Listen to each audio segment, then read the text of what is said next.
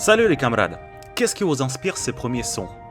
Pour moi, ce sont les souvenirs des nuits blanches que j'ai passées à sillonner Tamriel, ce sentiment de liberté absolue jamais ressenti auparavant, le cure-dent que je laissais dans le clavier pour faire avancer le personnage tout seul et ainsi augmenter l'athlétisme. Et plus récemment, des heures et des heures passées à installer des mods pour finalement jamais jouer au jeu. Bref, vous avez deviné, ma rencontre avec la série a commencé avec Morrowind, qui reste pour moi le meilleur Elder Scrolls existant à ce jour. Et j'expliquerai pourquoi un peu plus tard dans les vidéos. Mais vous imaginez bien que pour passer de ça à ça, et pour finir avec ça, il y en a eu du chemin. Trêve d'introduction. Prenez une gorgée dans votre gourde de skouma. Nous partons en direction de Nirn, le monde majestueux des The Elder Scrolls.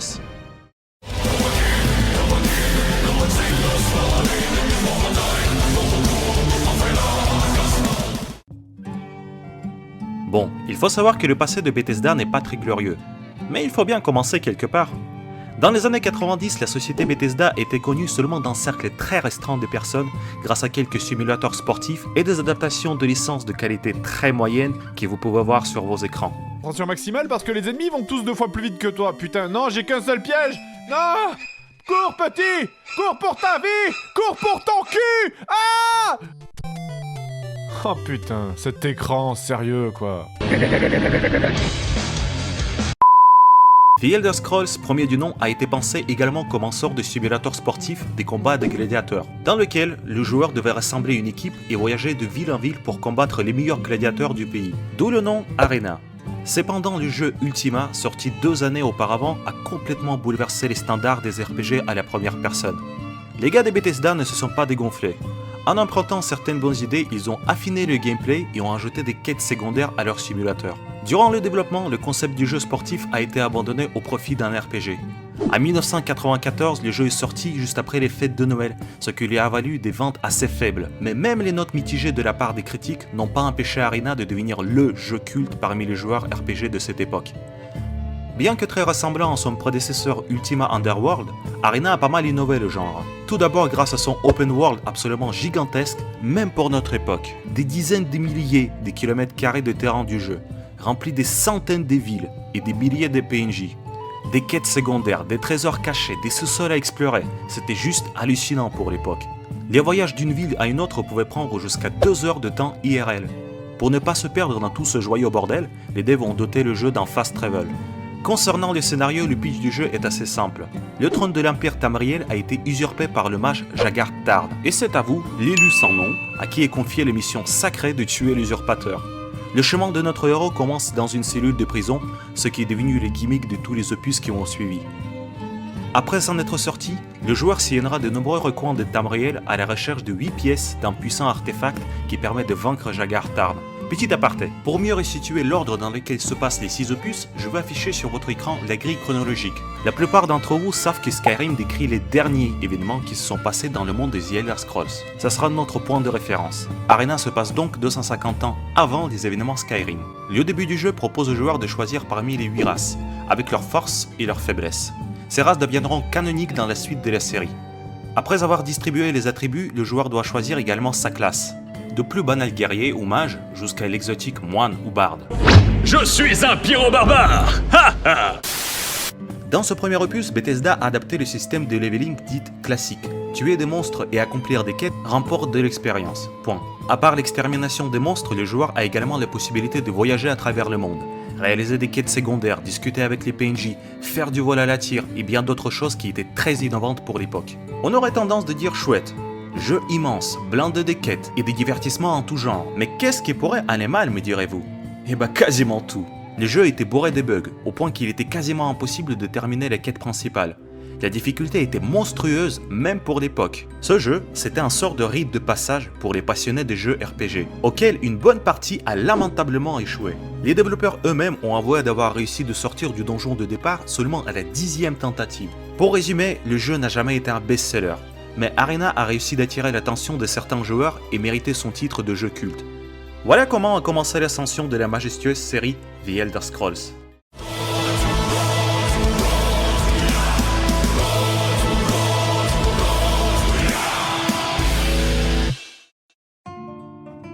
Le succès, même mitigé du premier opus, a inspiré Bethesda pour créer une suite.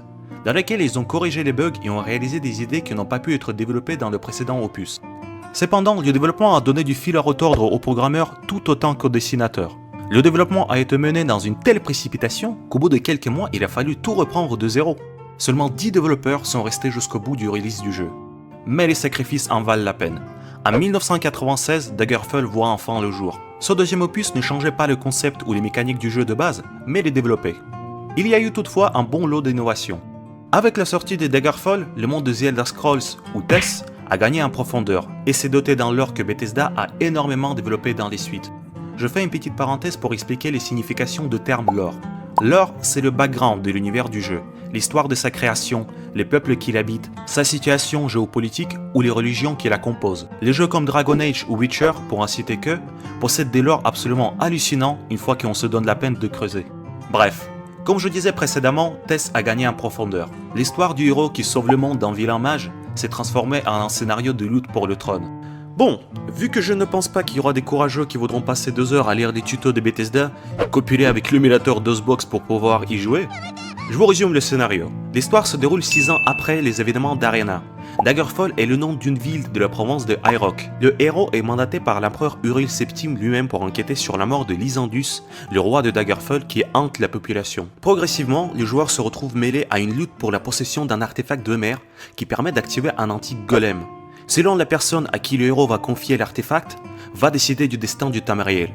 Ah oui, une autre nouveauté, le jeu s'est doté de 6 fins qui sont toutes canoniques pour le lore de TES. Les scénaristes des suivants opus ont accompli un travail titanesque pour insérer les 6 fins possibles dans l'histoire de TES. Cela a eu pour effet d'engendrer de nombreux paradoxes, qui seront bien trop longs à expliquer, mais feront l'objet d'une prochaine vidéo. Juste 3 mots, cassure du dragon. Chut, j'en dis pas plus. Le lien est en description. Le leveling classique a sombré dans le néant. Désormais, les compétences augmentent selon la fréquence à laquelle les utilise le joueur. Plus tu tapes du monstre avec une massue, plus sa maîtrise augmente. C'est d'ailleurs devenu la mécanique de toute la série par la suite. Concernant les surfaces, la map du Daggerfall est absolument gigantesque. 230 km² du terrain du jeu. Ça correspond à la taille réelle du Royaume-Uni. Et tout ce territoire est rempli de milliers de PNJ, des villages ainsi que des souterrains lugubres. Allez, pour vous donner une idée, le territoire du Skyrim représente 1% de la carte de Daggerfall. Non, je déconne pas, 1%. Mais bien évidemment, tout se paye dans la vie. La plupart des souterrains sont faits à la bonne vieille technique CTRL-C, CTRL-V. Les quêtes sont répétitives et monotones. Les bugs étaient si nombreux que les joueurs ont baptisé le jeu Baggerfall. Bethesda sortait des patchs à la chaîne pour combler les trous. Ce lourd fardeau a même été repris par les fans fidèles qui sortent des patchs de modification même à l'heure d'aujourd'hui. Et même 22 ans plus tard, ils n'arrivent pas à éradiquer tous les problèmes. Mais tout cela n'a pas empêché le jeu de récolter des bonnes critiques, ainsi que de l'amour des joueurs. Et pendant que les gamers du monde entier exploraient le monde du Daggerfall, et combattaient vaillamment des bugs de tout poil, les développeurs ont pris une série de décisions marketing qui ont failli enterrer définitivement Bethesda. Le sort de l'un des plus gros studios connus à ce jour n'a jamais été aussi incertain.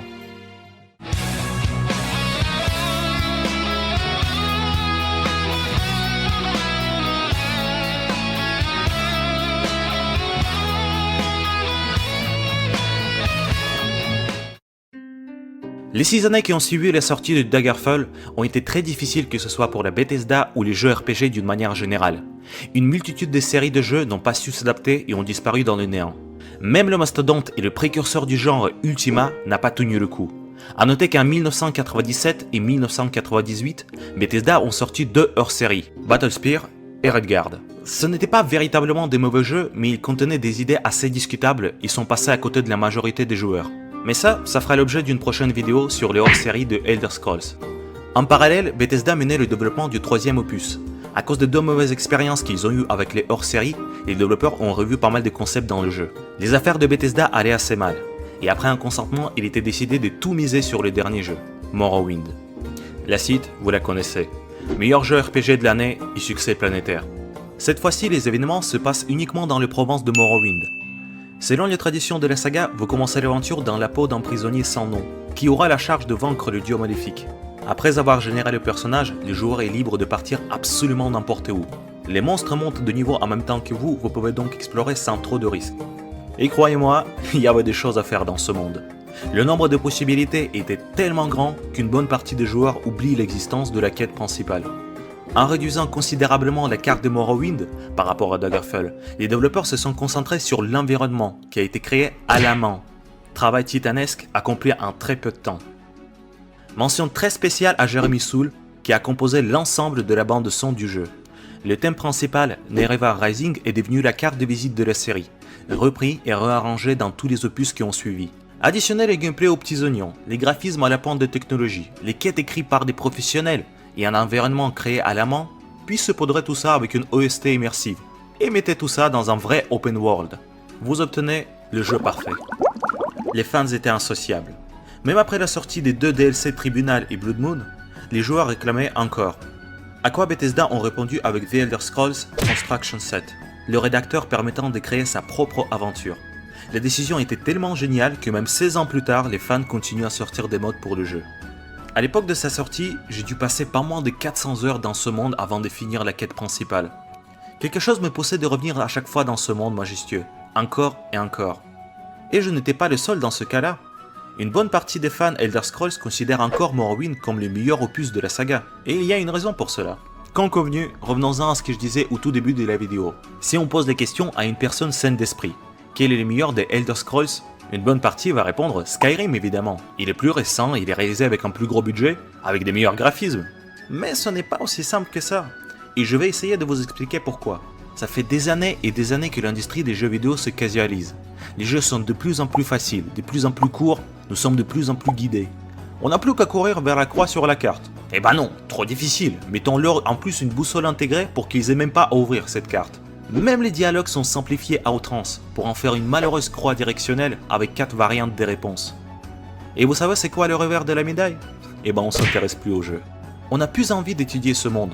Pour être plus précis, on n'en a plus besoin. Même si vous sautez des dialogues entiers, vous pouvez être sûr que le jeu vous dira quoi faire. C'est pareil pour les combats et autres mécaniques. Pourquoi vouloir optimiser chaque élément de votre armure ou dépenser ces dernières pièces d'or pour acheter une nouvelle épée si on one-shot déjà tout ce qui bouge? Dans Morrowind, lorsque vous commencez, n'importe quelle créature peut vous faire la peau. Je me souviens m'être fait défoncer par un malheureux crabe de vase à ma première partie. C'était très humiliant.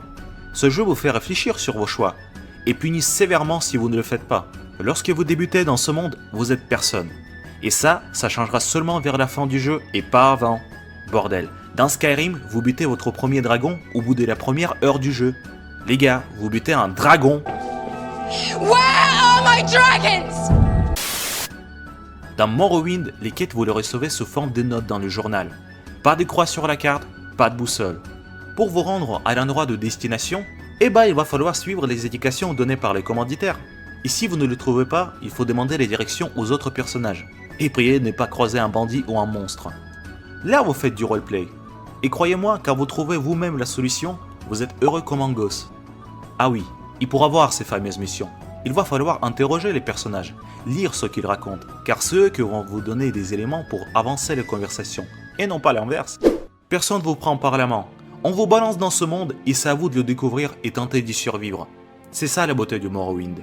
Tout cela, ça vous donne envie d'en savoir plus sur le jeu, sur les endroits que vous découvrez, sur les religions, les cultures. Il y a du challenge, du roleplay et surtout de l'immersion. Bon, parlons rapidement des graphismes. Regardez à quoi ressemble Morrowind avec le pack de textures Overall. Le jeu est sorti 9 ans avant Skyrim et a été fait avec des budgets infiniment plus petits. Bref, je pourrais faire une vidéo entière sur le sujet. Tiens, c'est peut-être ce que je vais faire. Dans la description, je vous ai concocté une liste des mods à installer pour avoir les meilleures expériences du jeu possible. Si l'aventure vous tente, bien évidemment. Bon bref, revenons à l'histoire. Les gars du Bethesda risquaient très gros en misant tout sur un seul jeu. En quelques années, ils sont passés d'une boîte au bord de la faillite au statut d'un mastodonte de l'industrie du jeu vidéo. La suite de la saga était attendue dans le monde entier.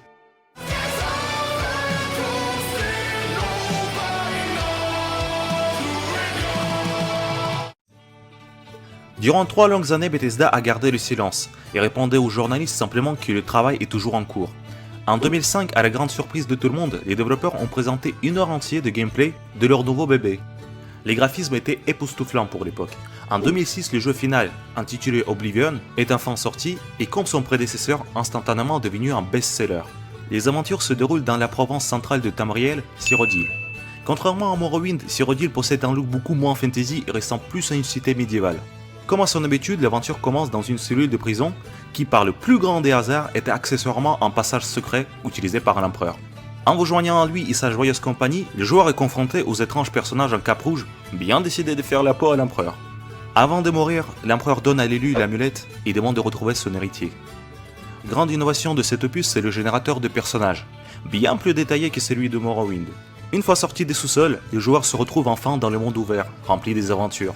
Mais, contrairement à ce qu'on pourrait penser, la surface du jeu a été considérablement réduite par rapport à Morrowind. De plus, une bonne partie de l'environnement a été générée de manière procédurale. Le résultat était... pas trop mal. Mais l'innovation la plus importante selon moi, c'est le système de leveling d'Oblivion.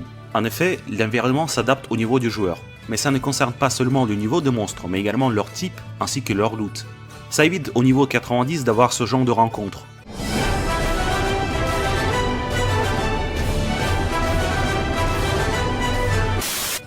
Les quêtes secondaires sont devenues encore plus travaillées. Les guildes se sont carrément munis des intrigues scénarisées, parfois même mieux travaillées que les quêtes principales. Graphiquement, le jeu était à la pointe de technologie. Détaillisation de l'environnement, des personnages, lumière dynamique, végétation de qualité, tout a été réalisé à la perfection. Et avec toutes ces réjouissances, il pouvait quand même tourner même sur des PC moyens. De nouveau, la bande son a été écrite par Jeremy Soule. Il lui a même valu le prix du meilleur OST de jeux vidéo de l'année. Le jeu lui-même n'a eu aucun mal à récolter les meilleures notes auprès de la presse, et non seulement a reçu le titre du meilleur jeu de l'année, mais également gravé son nom dans le panthéon de meilleurs jeux de tous les temps. Au cours des années qui ont suivi, Bethesda a sorti 2 DLC, Knights of Nine et Shivering Isles. Et puis, quelques petits DLC payants indispensables, tels que l'armure pour le cheval, qui a valu au Bethesda de nombreuses moqueries sur internet par la suite. Here comes the money! Here we go. Money talk. De nouveau, Construction 7 a été mis entre les papates des joueurs. À partir de Morrowind, les modes sont devenus des éléments indissociables des jeux Bethesda. Bethesda a réussi l'impensable. Non seulement de reproduire le succès de leur précédent bébé, mais en plus de se surpasser grâce à une campagne marketing réussie. Très peu de jeux peuvent s'inventer d'un tel exploit. Le monde entier a retenu sa respiration en attendant la suite de la saga.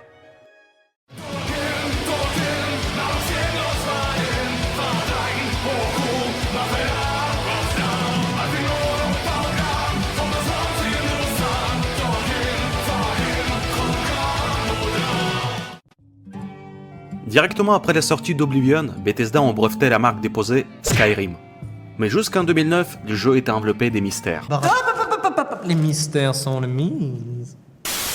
Et puis, l'un des principaux développeurs a officiellement confirmé qu'il travaille bien sur un 5e opus et qu'il s'agit d'une suite d'Oblivion. La sortie a été annoncée pour une date symbolique du 11-11-2011. Et pour chauffer les foules, un timer a été lancé sur le site officiel de Bethesda.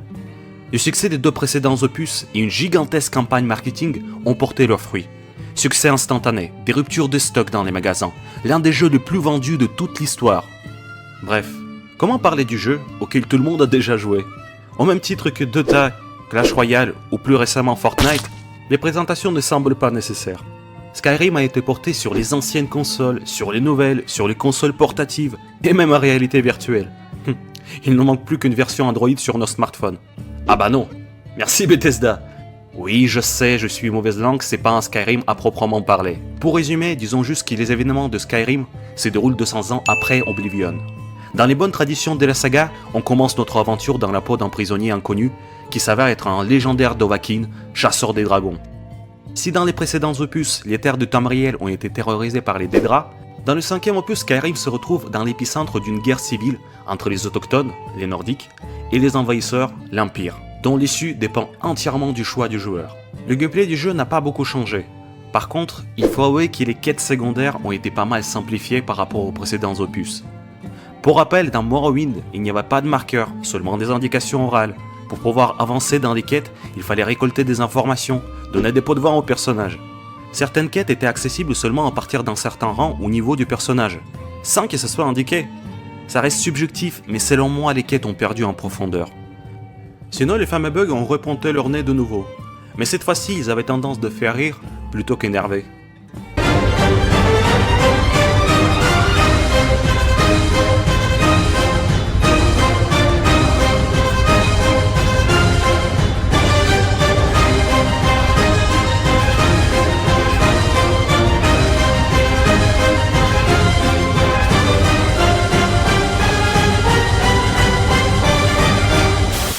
En termes de graphisme, faut dire ce qui est. Skyrim n'était pas révolutionnaire en 2011. Il faut comprendre que l'équipe s'est concentrée à remplir le monde et diversifier les activités dans le jeu, plutôt que perfectionner son aspect technique. Et que Thor m'en soit témoin, c'était putain de réussi.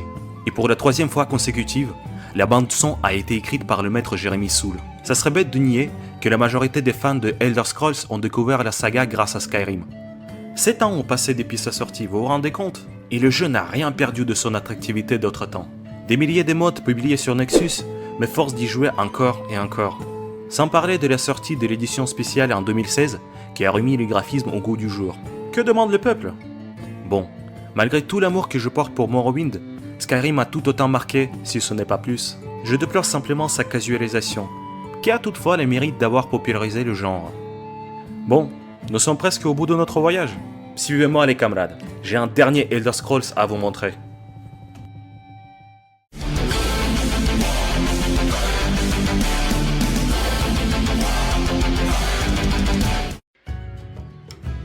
Nous voilà enfin arrivés au dernier opus en date, dans un genre assez inattendu pour la série TES, le MMORPG. Le développement de TES Online, selon les rumeurs, a commencé en 2007, dirigé à la base par la société Zenimax. C'est seulement 5 ans plus tard, en 2012, que le studio a confirmé qu'il travaille effectivement sur ce projet. En 2014, TES Online voit enfin le jour. La qualité du départ laissait vraiment à désirer. Je me souviens d'avoir inscrit un ami et moi pour les bêta-tests. Le jeu était tout simplement injouable. Les bugs, les crashs incessants. Personnellement, j'ai lâché l'affaire au bout d'une semaine de souffrance. En ce qui concerne l'histoire, les événements du jeu se déroulent 1000 ans avant les événements Skyrim. Une multitude de factions se disputent le trône. Profitant de la discorde, le prince d'Aedric Molagbal, ou roi du viol pour les intimes, tente de conquérir Tamriel et l'associer à son plan d'existence. Tout le Tamriel est donc divisé en 4 factions, et on propose aux joueurs de choisir parmi les 3 disponibles. Le pouvoir est disputé sous forme de combat en PvP, à l'issue duquel le meilleur joueur est couronné l'empereur. Suite à quoi ce joueur se voit offrir un certain nombre de privilèges pendant un temps limité. En parallèle de tout ça, les 3 factions luttent en commun pour réduire l'influence de Molagbal, mais dans une zone de PvE cette fois-ci. A noter que les changements apportés au monde par le joueur sont visibles uniquement par lui et lui seul. Bon, il faut dire que le jeu a été accueilli par le public assez froidement, surtout par les fans. Premièrement, à cause des bugs qui n'ont toujours pas été éliminés au stade de la bêta. Deuxièmement, l'inscription payante, qui d'ailleurs a été abandonnée au bout d'un an, tellement le jeu n'arrivait pas à décoller. Bref, chacun son avis, mais une chose est indéniable. TES Online marque une étape importante dans l'évolution de la saga. Ce jeu n'est pas parfait, mais il s'agit d'un tout premier pas sur le terrain des MMORPG pour Bethesda. Et peut-être qui sait, la prochaine fois les fans de TES vont enfin l'avoir, le Tamriel Online dont ils méritent.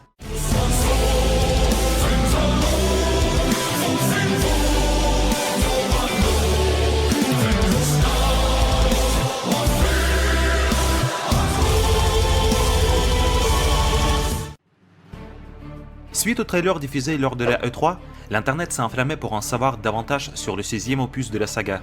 2 principales questions sont: quand est-ce que le jeu va sortir et où vont se passer les événements?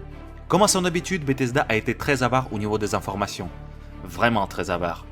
Mais on va toutefois les analyser. Alors, quand va sortir le jeu? Nous n'avons pas de date de release précise, mais on sait juste qu'il va sortir après le release du jeu Starfield, prévu pour le novembre 2019. Sortir 2 jeux AAA à la suite n'aura aucun sens. La version la plus plausible est que Elder Scrolls 6 va sortir en 2020, également autour du mois de novembre. Ceux qui attendaient sa sortie l'année prochaine, je suis désolé les gars, c'est peu probable. Où va se passer le jeu? Là pour le coup, c'est beaucoup plus intéressant. Tamriel est composé de 9 provinces. On peut par défaut éliminer les provinces suivantes: Morrowind, Cyrodiil et Skyrim, étant déjà exploitées dans les opus précédents. On peut également éliminer les marais noirs habités par les Argoniens, car ce qu'on voit dans le trailer ne ressemble en rien aux terres marécageuses. Il est également peu probable que les événements se passeront au Somerset, car Bethesda vient juste de sortir l'extension pour TES Online de même nom. Il en reste que 4. 2 théories ont été abordées sur internet, celui de High Rock et Hammerfell. Les deux se trouvant côte à côte. La première, High Rock ou Haute Roche à la française, semble plausible compte tenu le climat tempéré, le terrain montagneux et les côtes rocheuses. Donc si on prend en compte uniquement la nature du terrain, la région de High Rock est celle qui colle le plus, c'est vrai. Mais la majorité des avis penchent cependant vers la version de Hammerfell, bien que déjà abordé dans un des précédents opus. Comment peut-on le savoir, me direz-vous? Eh ben on peut pas. Mais grâce aux indices laissés dans le trailer, on peut le supposer. Voyez par vous-même.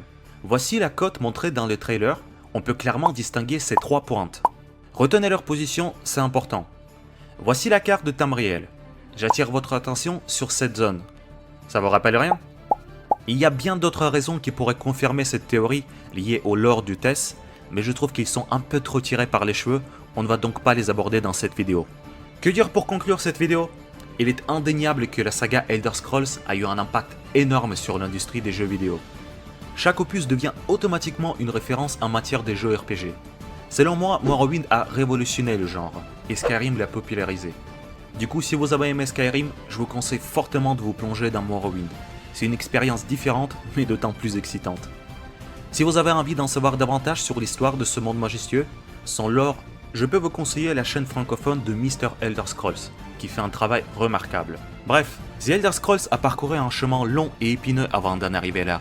Grâce aux décisions osées et novatrices des développeurs, la saga est devenue quelque chose de bien plus grand qu'un simple jeu. Bon, merci beaucoup d'être resté jusqu'au bout.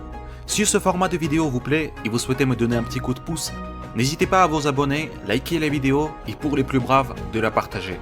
Sachez que ce genre de choses m'aide énormément dans le développement du projet. Sur ce, je vous dis à la prochaine les camarades.